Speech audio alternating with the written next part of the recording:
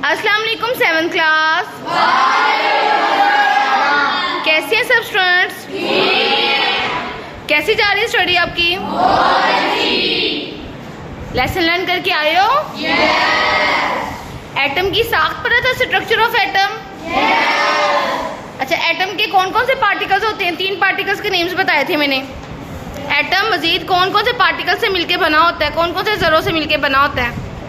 3 बताए थे मैंने।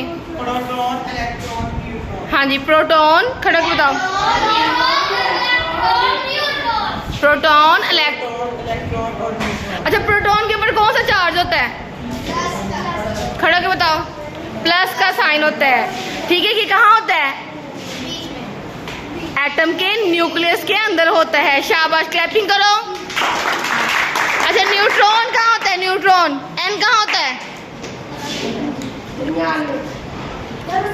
कहाँ होता है? दरमियान में। कहाँ पे? एटम के न्यूक्लियस में ही। खड़े होके बताओ। न्यूक्लियस जो होता है, न्यूट्रॉन जो होता है वो कहाँ पे होता है? न्यूक्लियस में होता है। इसके ऊपर कोई चार्ज नहीं होता। क्लैपिंग करो। अच्छा, इलेक्ट्रॉन कहाँ होता है? इलेक्ट्रॉन्स कहाँ होते हैं? इलेक्ट्रॉन्स किधर होते हैं? हाँ जी, शेल्स वाले सेट पे। शेल्स में जो है वो रिवॉल्व करते हैं, घूमते हैं और न्यूक्लियस के बाहर होते हैं। और इनके ऊपर कौन सा चार्ज होता है?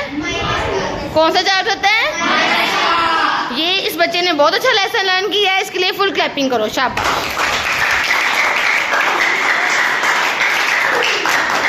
Okay, what's your good name? Ahmed. Ahmed ने बहुत अच्छा लेसन लर्न किया है और इसके अलावा अब्दुल रहमान ने भी बहुत अच्छा लर्न किया है। ठीक है, ओवरऑल सब ने अच्छा लर्न किया है। आपने भी बहुत अच्छा लर्न किया है। क्या नाम है?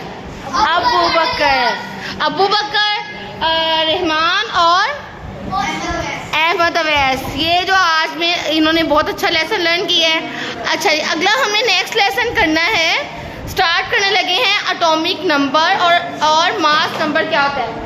ये पेपर में जो है हर साल के पेपर में क्वेश्चन आते हैं, दोनों में डिफरेंस के तौर पे। ठीक है, कि दोनों में आपने डिफरेंस बताना है। Differentiate between the atomic number and mass number.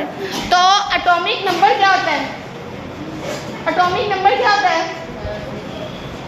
Atomic number जो है इसको हम जी से शो करते हैं। क्या होता है? आप हेल्प करें जी हमारी।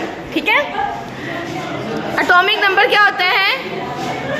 किसी एलिमेंट के एटम में मौजूद प्रोटॉन्स की तादाद को इसका एटॉमिक नंबर कहा जाता है।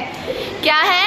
किसी एलिमेंट के एटम्स में मौजूद प्रोटॉन्स की तादाद, कितने प्रोटॉन, 1 है, 2 है, 3 है, 4 है, जितने भी होंगे वो उसका एटॉमिक नंबर कहलाता है और इसको हम जी से शो करते हैं। एटॉमिक नंबर की समझ लग गई है?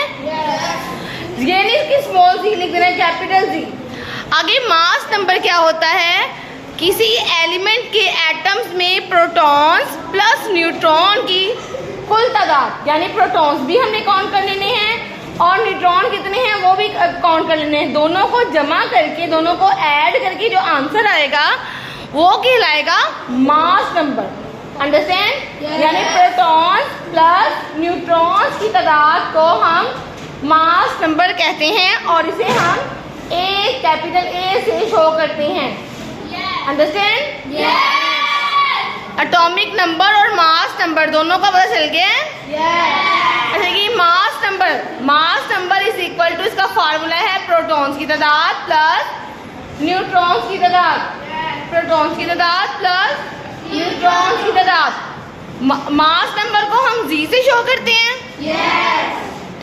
मास नंबर को हम ए से शो करते हैं। ठीक है, और प्रोटॉन्स की तादाद को हम शो करते हैं। मास नंबर को हम किससे शो करते हैं? ए से शो करते हैं। और प्रोटॉन्स प्लस न्यूट्रॉन्स की तादाद को हम किससे शो करते हैं? किससे शो करते हैं? जी से शो करते हैं। ठीक है, तो न्यूट्रॉन्स की तादाद का फार्मूला क्या होगा कि जब हमने न्यूट्रॉन्स की तादाद मालूम करनी है, ए माइनस जी कर देंगे तो हमारे पास न्यूट्रॉन की तादाद आ जाएगा। सबको समझ लगी है? हाँ जी, क्या होता है कोई बताएगा?